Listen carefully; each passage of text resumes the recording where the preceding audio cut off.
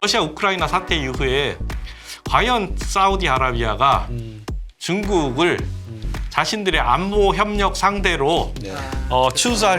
선택할 수 있는지 퀘스천입니다. 하지만 미국에게는 할 수 있다라는 뉘앙스를 늘 풍기면서 더 많은 것들을 얻어내고 있지 않나라고 생각합니다. 사우디아라비아. 아까도 페트로달러 위안화에 대해서 말씀하셨는데 아마 사우디는 미국의 레드라인을 넘지는 않을 겁니다. 미국이 레드라인으로 정한 게 바로 그 페트로 리사이클링을 통한 달러의 기축동화, 기축동화로서의 달러지위를 유지하는 거기 때문에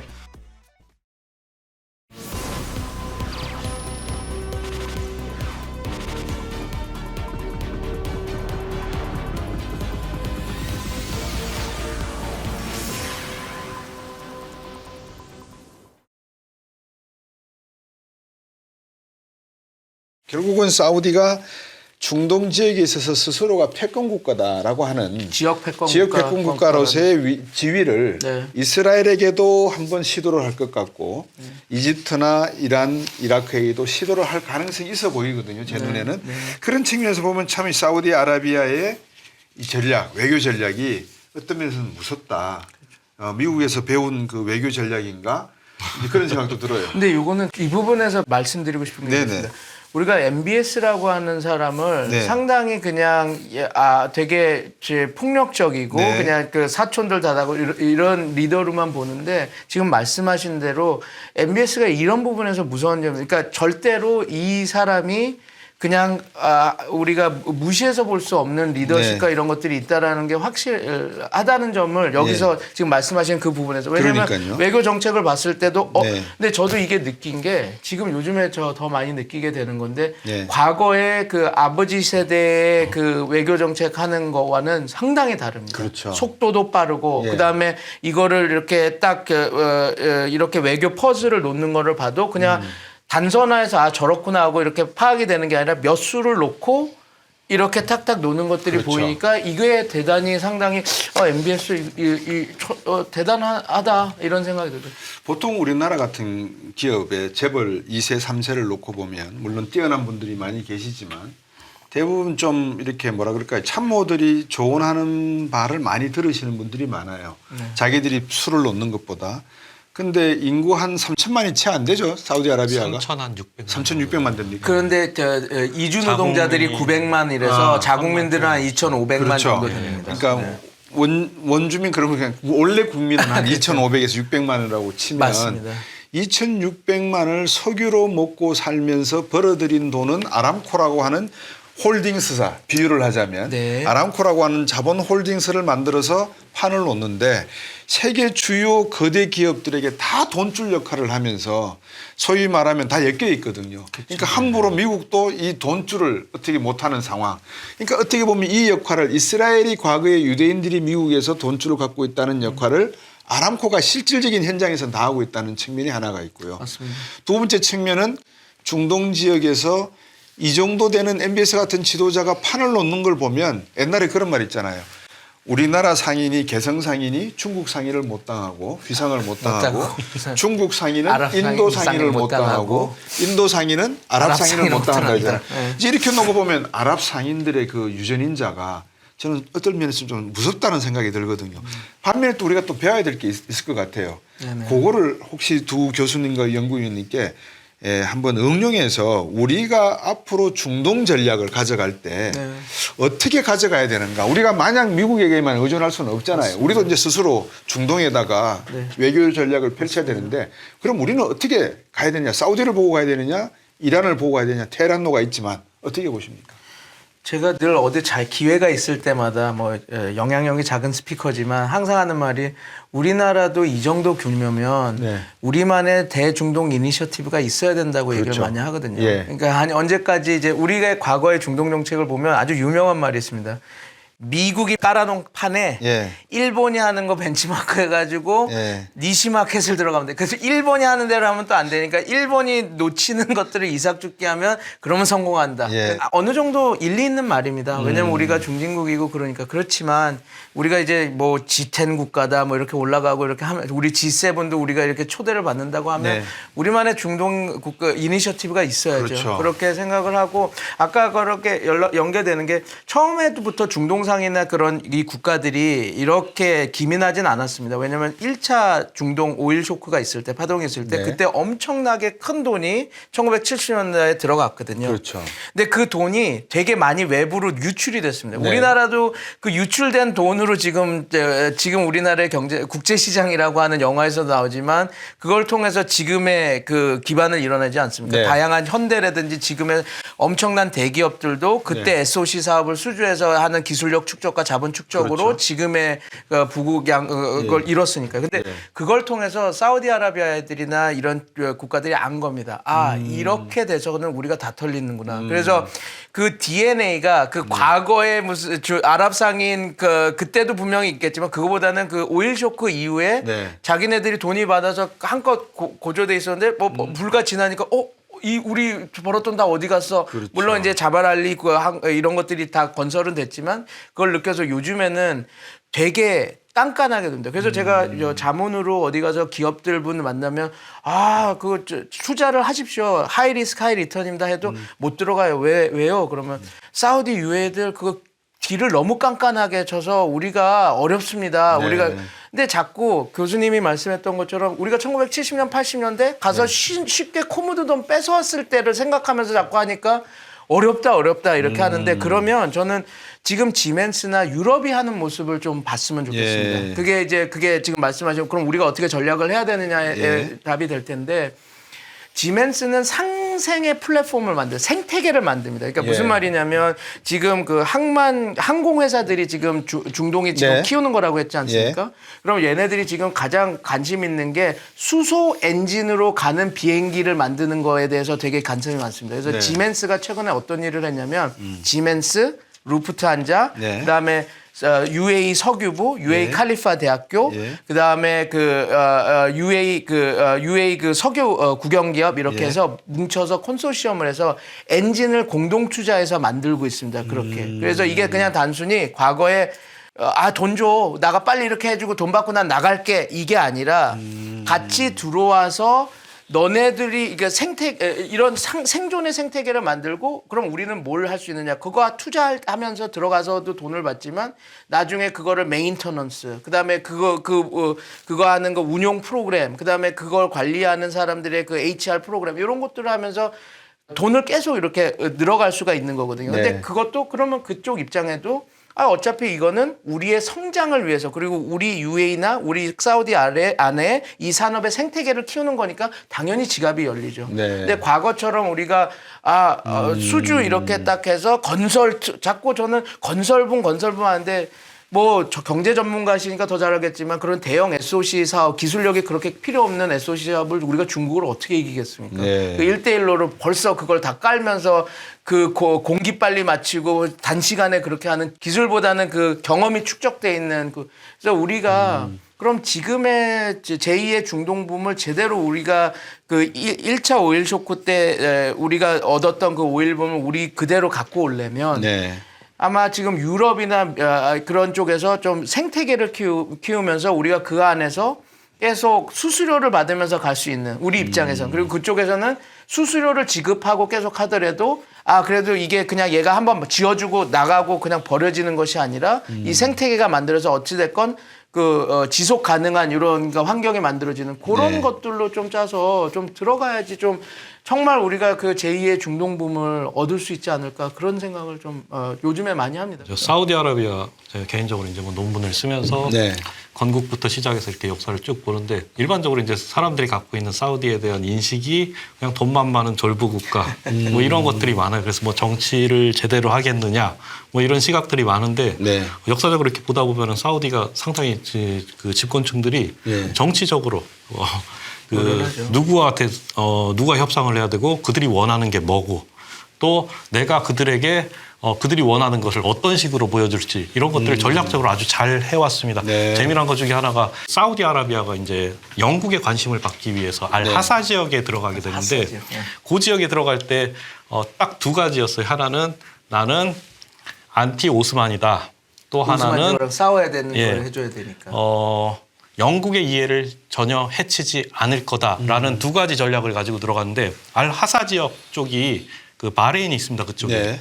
그래서 그 오스만 군대를 쫓아가면서 바레인 쪽으로 넘어가게 이렇게 놔뒀어요. 근데 당시 영국 같은 경우는 그 안전한 해상로 확보를 위해서 뭐 바레인, 트루셜 스테이트. 그 다음에 오만, 또 이쪽 뭐 UAE. 트루셜 스테이트 이쪽하고 지금 보호국 협정을 맺은 상태였고 네. 이 부분에 대해서는 이제 영국과 타협할 부분이 없습니다. 그래서 바레인에 들어갔을 때 사우디아라비아가 더 이상 쫓아가지 않고 거기서 끝냈고 거꾸로 그러면서 영국에다가 뭐라고 얘기하냐?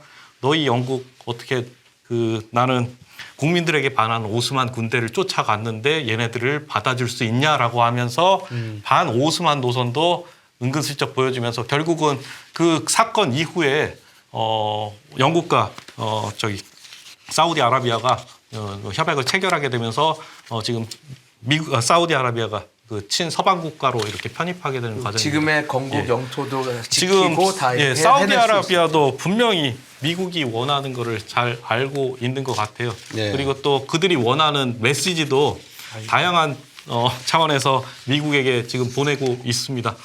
그 과정에서 제가 보기엔 중국과 사우디가 전략적으로 서로의 필요에 의해서 지금 맞아 떨어졌고 네. 그 협상까지 이어지지 않았나 생각합니다. 중국의 네. 입장에서는 사우디아라비아 걸프를 교두보로 해서 네. 이란, 아프리카도 가고 아프가니스탄, 그다음에 이라크, 예. 레바논까지 연결이 되는 한마디로 10%. 동지중해 지역까지 세력을 확장할 수 있는 발판을 마련했고 또 사우디를 통해서 지금 사우디가 지금 구상하고 있는 홍해 지역도 지부티라든지 중국이 그래서 아프리카로 들어갈 수 가는. 있는데 큰 뭐 계기를 마련하지 않았나 생각합니다. 그 전에 앞에서도 얘기한 것처럼 미국의 마당이라고 하는 네. 중동에 들어올 수 있다는 것들을 보여주면서 미국을 상대로 해서 협상력을 극대화하지 않나라고 생각을 하고요. 제 개인적으로는 특히 러시아 우크라이나 사태 이후에 과연 사우디아라비아가 중국을 자신들의 안보 협력 상대로 네. 선택할 수 있는지 퀘스천입니다. 그거는 좀 중국보다도 더 막강한 군사력을 가진 러시아가 저 우크라이나에서 저렇게 고전하는 모습을 보고 그다음에 또 검증되지 않는 중국제 무기라든지 국방력에 대해서 신뢰하고 중국과 가장 중요한 안보 협력을 이어나갈 수 있을까에 대해서는 저는 좀 퀘스천이고요. 네. 하지만 미국에게는 할 수 있다라는 뉘앙스를 늘 풍기면서 더 많은 것들을 얻어내고 있지 않나라고 생각합니다. 사우디아라비아. 네, 제 개인적으로는 사우디가 갈 수 있는 거는 뭐 경제적 협력 정도가 뭐 다지 그 이상 뭐 특히 군사적 협력까지 가는 거는 쉽지 않지 않을까 생각하고 아까도 페트로달러 위안화에 대해서 말씀하셨는데 아마 사우디는 미국의 레드라인을 넘지는 않을 겁니다. 미국이 네. 레드라인으로 정한 게 바로 그 페트로 페트로 리사이클링을 통한 네. 달러의 끊어내는 기축동화 기축동화로서의 달러 지위를 유지하는 거기 때문에 아마도 사우디로서는 뭐 거기까지는 가지 않을까라는 생각을 합니다. 거기 가면 엔드 게임이 되는 거니까. 예. 일단 그래서. 엔드 게임이 될 뿐더러 자멸이죠. 왜냐하면 모든 자산이 지금 달러화 표시가 되어 있는데 맞습니다. 아니, 그게 페트로 위안화로 간다 그러면 달러 표시 자산이 다 종이 조각이 될 가능성이 맞습니다. 있는데 그건 아닌 것 같고요. 자, 그러면 이제 제가 우리나라의 소위 이니시티브, 네. 대중동 전략의 이니시티브에 관심을 갖고 말씀드렸는데 역대 대통령들이나 정부에서 한 거는 UAE의 원전 수출을 가지고 대대적인 국내 선전을 많이 했습니다. 물론 뭐 네옴시티도 만들고 또 칼리파 같은 대도시를 만들려면 전력 수요가 필요하니까 네. 또 환경 문제가 앞으로 이슈가 되니까 원전 판매도 중요하지만 과연 그게 전부 다일까? 그럼 우리는 앞으로 중국과 경쟁하는 관계 속에서 제조업 분야, 서비스 분야 또 다양한 문화 관광 분야에서 어떤 컨텐츠를 가지고 사우디와 UAE와 다른 중동 국가에다가 매력 발산을 발산을 해야 될 할까? 것이냐. 예. 이게 핵심인 것 같아요. 맞습니다. 어떻게 우리가 전국적으로 생각하고 있습니까, 그거를? 저는 뭐 정부가 어떻게 하고 한숨부터 있는지는- 쉬세요 보니까. 아니 이제 일본을 보면서 부러운 게 많습니다. 예. 일본은 이번에 이제 탄소 중립하고 중동을 들어가는 데 있어서도 네. 그냥 단순히 이제 자극적이고 원초적인 거에 집중해서 이렇게 가는 것보다는 네. 자기네들이 그 탄소 중립에 이게 유지되는 핵심 14가지 기술, 네. 그 원천 기술이 뭔가라는 거를 딱 설정을 했습니다. 리스트업을 그리고 했군요. 리스트업을 하고 예. 그 중에서 일본이 강점을 갖고 있는 게 무엇인가라는 걸 했고 그걸 바탕으로 저 걸프 국가들이 어떤 기술력에 그걸 느낄 거란 거를 하고 나서 그게 네. 정지 작업을 하고 나서 네. 내가 뭐 예를 들어서 수소 경제 이걸 하겠다. 수소 포집 이런 기술은 우리가 이렇게 해서 너네들이랑 같이 발전을 하고 거기 그 연구소를 설립하고 그 저장 장치 같은 걸 이렇게 하겠다. 그렇게 딜을 걸거든요. 네. 그러면 그거는 펀더멘탈이 아주 강력한 겁니다. 그냥 네. 단순히 어떤 리더십이 와서 우리 뭐 SM 들어가서 뭐 이렇게 해보자 해가지고 막 무슨 이렇게 버드나무 흔들리면서 가는 게 아니라 일본은 나의 그러니까 그 탄소 중립 이건 탄소 중립 측면에서만 네네네. 얘기하는 겁니다. 그거 관련해서의 우리가 지금 핵심 기술들이 뭘까 리스트업. 네. 거기서 일본이 강점을 갖고 있는 기술들이 뭘까 쭉 리스트업. 그리고 그 리스트업을 한 거를 바탕으로 자기 강점을 바탕으로 네. 그 중동 국가들 특히 산유국들이 어떤 걸 원할까 이렇게 해서 그거에 맞는 맞춤형으로 이렇게 하는 거예요. 그 다음에는 그게 연결되면 그거에 관련한 기업들은 당연히 컨택트가 되면서 연결이 되는 거거든요. 예. 그래서 제 입장에서는 모르겠습니다. 그 우리나라도 열심히 뛰고 있죠. 뭐 우리나라 대통령이 이 세일즈맨으로 이제 넘버원 세일즈맨으로 이렇게 뛰고 계시니까 네. 뭔가 성과가 일어나고 쌀만도 어찌됐건 태국을 방문하고 곧바로 일본을 제끼고 우리나라에 와서 그렇죠. 왔달 정도로 예.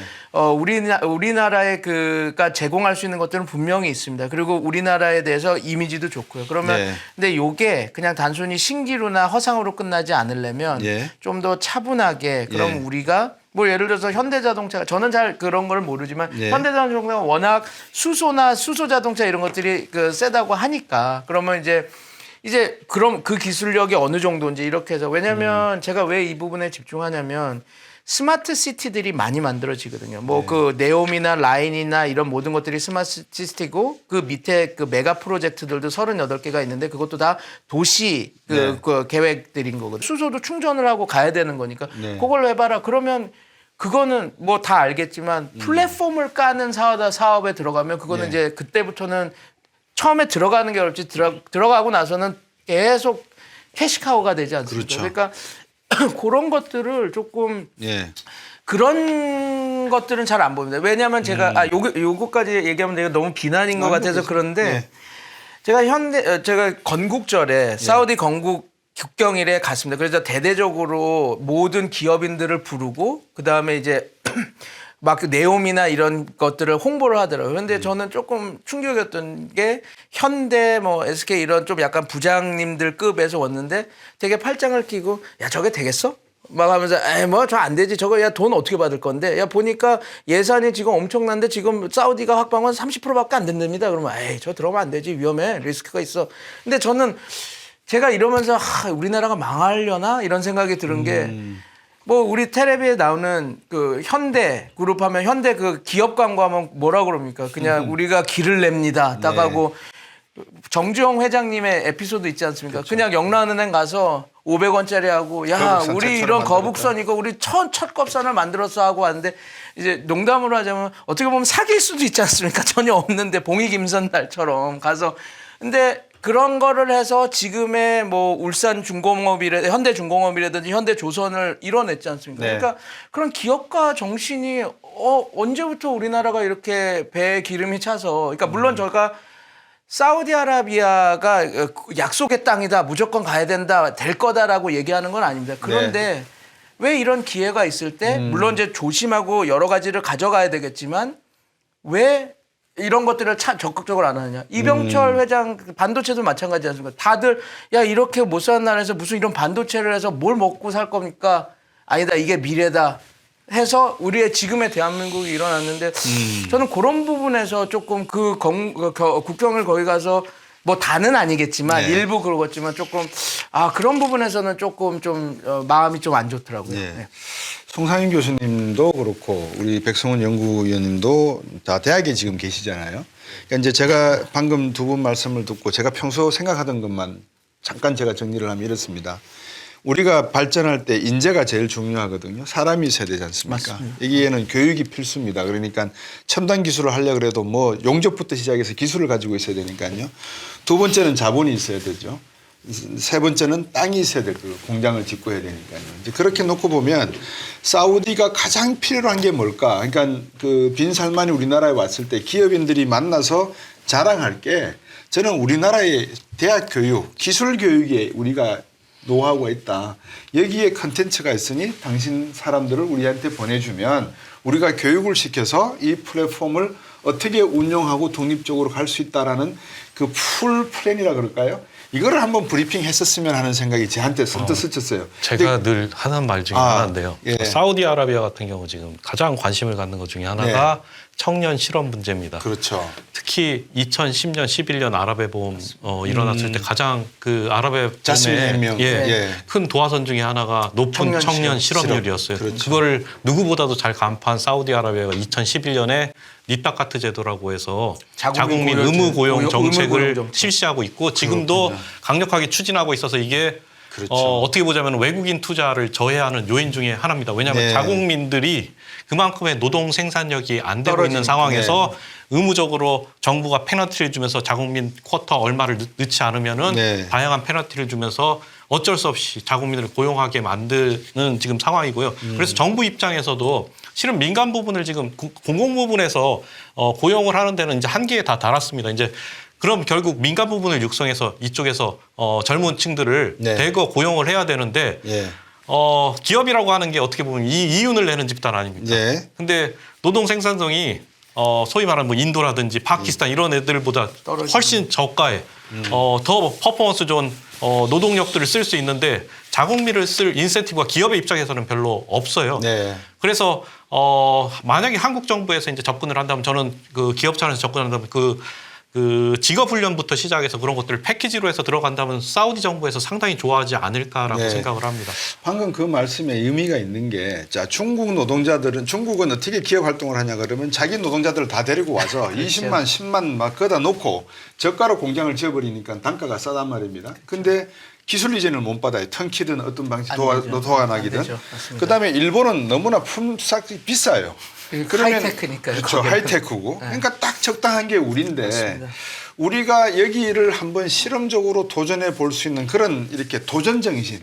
이게 아까 백성훈 연구위원님과 교수님이 말씀하신 우리가 잃어가고 있는 정신인 것 같아요. 맞습니다. 특히 이런 중동 지역에서 새롭게 변화하려고 하는 사우디에게 우리가 뭔가를 주고 받아야 되는데 그러면 네옴시티라고 하는 거를 사우디의 시티라고 보지 말고 우리가 앞으로 지향해서 프로젝트 파이낸싱하고 다 해서 스마트 도시로 만들 수 있는 우리나라는 그런 땅이 없으니까 여기를 바로 그렇죠. 여기를 우리의 네옴시티로 생각하는 방식이 좋은데 대기업 부장님들이 팔짱 끼고 야 저거 되겠어? 이거는 정말 너가 저기 저 사막 가서 할 거야?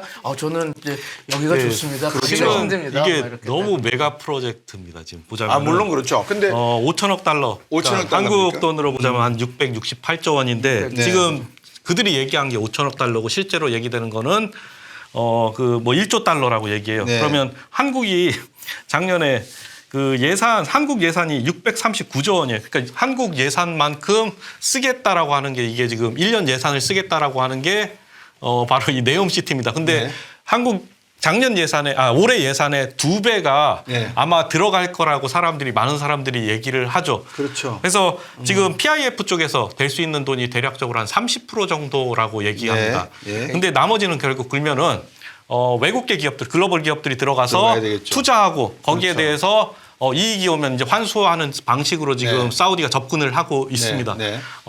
근데 이 그 어마어마한 사업에서 제가 사실 좀 우려하는 부분은 뭐냐? 아까도 얘기했듯이 이제 석유 자원의 가치가 향후 지금 아람코에서조차도 한 2040년 이 무렵을 기점으로 해서 네. 수요가 줄어들 거라고 소비량이 얘기하고 좀 있고 줄어들 좀 잘못된 예측을 하긴 했지만 BP 같은 경우는 몇 년 전에 2019년에 이미 정점을 찍었다라고 얘기를 틀리긴 했습니다. 네, 근데 맞아요. 시사하는 바는 상당히 큽니다. 앞으로 에너지 소비가 상당히 이제 세이브하는 방향으로 가지 않을까라는 생각을 하고요. 맥킨지 쪽에서 얘기하는 건 2030년 얘기하고 있어요. 네. 그런 상황에서 저희가 지금 들어갔다가 만약에 이제 이미 2015년 요 무렵에 상당히 뭐 많이 겪었는데 유가 떨어지면 이제 모든 사업들이 지연되거나 연기되거나 뭐 이런 경우가 있습니다. 그래서 저는 네. 좀 리스크를 들어가더라도 좀 해지하는 측면이 필요하지 않나라는 생각이 들고 뭐 그런 것들이 가령 뭐 글로벌 다국적 기업들과 함께 컨소시엄을 이뤄서 들어간다든지 네. 또 그런 컨소시엄을 이뤄서 들어가는 상황에서 이제 저희가 보자면 이제 부족한 기술들이 있습니다. 제가 찾아본 바로는 이제 우리가 뭐 못 가지고 있는 것 중에 하나가 네. 그 메가와트급 그 수전의 설비 시설 같은 경우는 지금 갖출 수가 없대. 지금 저기 네옴시티에 이제 예. 그 시설을 짓는다고 하는데 헬리오 그런 경우는 헬리오 예, 그 시설인데. 외국계 기업들과 컨소시엄을 이뤄서 들어가서 어느 네. 정도 자본되고 그다음에 한국도 기술과 노하우들을 축적하면서 새로운 성장 산업이라고 할 수 있는 뭐 수소 산업이라든지 이런 생태계에서 한국이 그 포션을 계속해서 늘어나가는 게 전략적으로 중요하지 않나라고 생각합니다.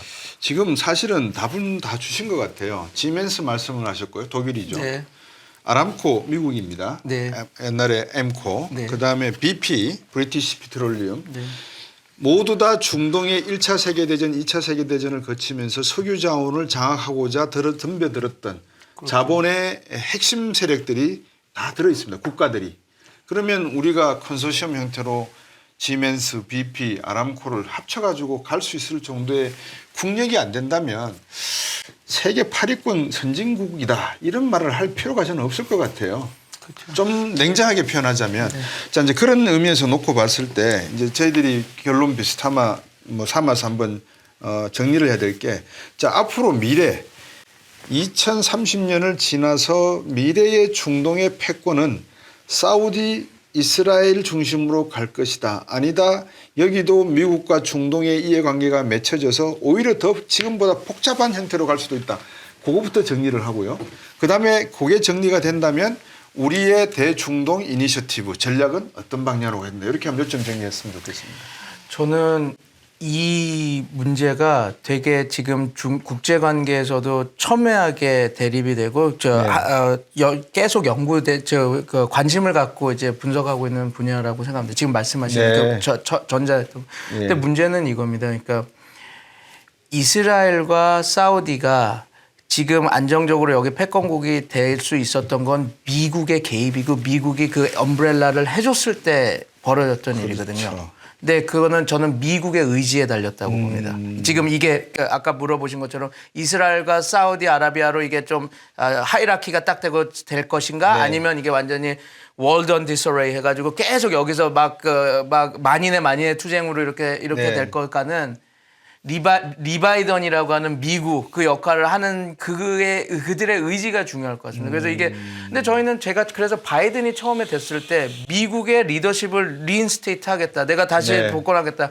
다자주의를 통해서 하겠다 그러는데 지금 그냥 표밖에 그렇죠. 안 내고 뭐 저는 전혀 안 보이거든요. 그게 안 보이기 때문에 지금 중국이 저런 역할을 하고 있지 않습니까? 근데 네. 만약에 중국이 저렇게 이렇게 어깃장을 놓고 그런 역할들을 한다고 할 때 과연 그냥 이렇게 좀 하이라키가 만들어질까? 왜냐하면 거기는 첨예하게 이익들이 많은 지역이기 때문에 어떤 단일 국가가 패권을 그렇게 유지하기가 쉽지 않습니다. 그런 약간 그런 개입해서 그거를 리바이던 같은 존재가 있어야지 그게 딱 오더가 만들어지는 건데 네. 지금 그 질문은 이제 미국이 어느 정도까지 중동 정책을 하고 어디까지 이렇게 구상을 하고 있느냐에 따라서 결정될 문제라서 지금 이렇게 우리가 하기는 쉽지는 않을 것 같고 네.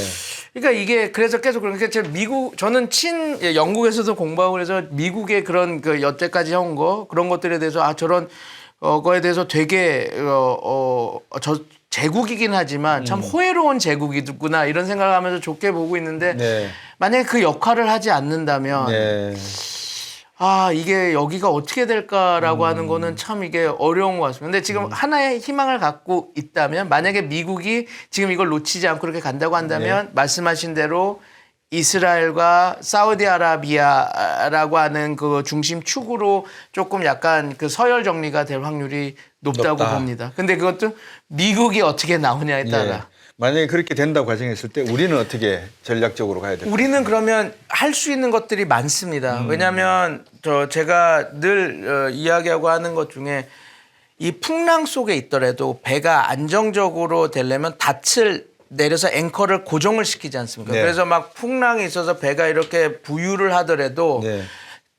그 자기의 지경은 넓히지만 안정적으로 자기가 이렇게 할 수 있는 거거든요. 네. 근데 만약에 그러면 이제 그렇게 된다면 우리가 미국이 됐던 어떤 그 가치 연대가 됐던 거기에 앵커를 내리고 이렇게 그런 작전들을 써야 되겠죠. 네. 너무 찰싹 붙는 게 아니라 네. 닻을 내리고 내린 상태에서 이렇게 하는. 근데 그 만약에 그렇게 된다면 이제 미국 패권에서 이렇게 된다면 우선은 그렇게 닻을 미국에는 해야 되겠지만 지금 우리가 봤던 사우디아라비아가 했던 행보. 왜냐면 제가 요 얘기를 하면서 제가 이 얘기를 하고 싶습니다. 이거 하는데 이스라엘이 우리가 되게 큰 친미 국가라고 생각하지 않습니까? 네. 그런데 친미 국가라고 하는데 지금 최근에 하이파 항구라고 하는 가장 큰 그 항구의 운영권 25년 운영권을 중국한테 줬습니다. 21년에. 왜냐하면 그럼 우리가 다 느꼈을 때 아니 어떻게 친미 국가인 얘네들이 저렇게 줬어? 왜냐하면 이걸 통해서 전기철도를 이어서 그 홍해와 지중해를 엮는 그 홍해 구상 그걸 하고 중국이 여러 가지 뭘 주겠다라고 이렇게 했기 때문에 이게 가능했거든요. 그래서 트럼프가 폼페이오를 보내서 어떻게 협박을 했냐면 야 너네들 다 좋고 이건 내정 간섭일 수 있어서 내가 하는데 야 우리가 그 하이파 항구에 6함대 애들이 정비가 돼 있는데 이건 안보 문제가 있으니까 이렇게 네가 중국한테 운영권을 주면 우리가 너네들 정부와의 정보 공유 우리 지소미아 문제처럼 정보 공유를 못 해줄 수도 있어 이렇게 딱 얘기했음에도 불구하고 이스라엘이 no 우린 중국에 간다 이렇게 했거든요. 이렇게 될 것 같습니다. 어떻게 해야 되느냐. 이스라엘과 지금 우리가 얘기했던 사우디아라비아처럼 미국이라고 하는 아니면 미국이 만들어주는 가치 연대하는 국권이 닻을 내리지만 그거를 너무 바보같이 형아 이렇게 해서 가는 것이 아니라 그 안에서 우리의 이런 것들을 하면서 레버러지를 키우면서 가는 방법이 돼야 되겠죠. 그 레버러지를 키우는 방법의 핵심은 우리 대한민국의 대중동 이니셔티브가 될 거고요. 네. 송 교수님. 잘 들었습니다. 아까도 얘기했듯이 지금 뭐 20세기 지금 들어와서도 역시 그 다소 좀 힘은 약해졌지만 발은 좀 뺐지만 중동 정치에 있어서 가장 중요한 외부 행위자 중에 하나가 미국입니다. 그래서 질문하신 내용은 이제 너무 대답하기가 마치 이제 그런 걸 물어보는 것 같아요. 5년 뒤에 유가가 어떻게 될 거냐라고 물어보는 것 같아서 백승훈 박사님이 얘기했듯이 여러 가지 이제 고려해야 될 측면들도 많고 근데 그 와중에서 저도 역시 제일 중요한 게 뭐냐 미국의 대중동 정책이 앞으로 어떻게 변할 거냐 아마 이번 사건을 계기로 해서 미국도 다시 한번 대중동 정책에 대해서 다시 재고해 보지 않을까라고 생각을 하고요. 새롭게 정립되는 미국의 대중동 정책 하에서 아마도 제 생각에는 그래도 이스라엘과 사우디아라비아가 여전히 협력할 수 있는 가능성이 상당히 크지 않나라고 생각을 합니다. 왜냐하면 줄기차게 무함마드 빈 살만이 홍해를 중심으로 해서 경제의 중심을 우측에서 좌측으로 지금 옮겨놓은 상황에서 특히 이스라엘과의 협력이 없이는 안전한 항해라든지 안전한 인적 이동이 불가능하기 때문에 이스라엘과 관계 정상화를 위해서 사우디도 어느 정도 행보를 보이지 않을까 생각합니다. 대표적인 예가 얼마 전에 협상하기 전에 사우디가 미국 측에다가 민수형 그 원자로 기술을 제공해주면 본인들이 한번 고려해 보겠다. 아브라함 협정 참여하는 것들에 대해서 고려해 보겠다라고 하면서 계속해서 사우디아라비아로서도 여러 가지 이제 자신의 그 협상 카드들을 미국에게 보이고 있고요. 요번에 중국을 아주 적절히 활용하면서 아마 최고의 승자가 사우디가 아닐까라는 생각을 합니다. 사우디가 승자입니다. 네. 이번에는. 시청자 여러분, 오늘은 중동 지역에 대해서 말씀을 다시 한번 나눠봤습니다. 우리가 알고 있기에 그냥 중동 그러면 떠오르는 게 히잡하고 그다음에 하얀 치마 같은 옷을 입은 아라비아 상인 이 모습만 낙타 이렇게만 연상이 되고 또 전쟁, 이스라엘, 뭐 시리아, 레바논 전쟁과 빈곤이 지속되는 지역으로만 이해를 하고 있습니다만 그럼에도 불구하고 무엇인가 새로운 씨앗이 꿈틀거리는 것은 분명한 것 같습니다. 그런데 그 씨앗에 물을 주고 영양분을 주고 있는 나라가 각기 틀립니다. 어느 날 아침은 미국이 왔다가 그 다음날 아침은 중국이 오고, 그래서 과연 이 씨앗이 자라서 어떻게 될까라고 하는 고민이 많은 것 같습니다. 국가의 이해관계는 이제 대한민국이 선진국이라고 한다면 지금 우리도 여기에 어떤 전략을 가져가야 될지 고민해야 될 그런 순간이 온 것 같습니다. 한번 시청자 여러분께서도 두 분 백승훈 전문연구위원과 송상훈 교수님께서 주신 말씀을 잘 참고하셔서 앞으로 미래 대한민국의 대중동 전략, 단순히 원전과 다른 이야기가 아니라 우리 나름대로의 프로젝트, 이것을 가져가는 그런 스마트한 국가 전략을 한번 고민해 봤으면 하는 시간 가졌습니다. 오늘 두 분 말씀 잘 듣고 또 많이 배웠습니다. 고맙습니다. 네, 감사합니다. 감사합니다. 네. 네.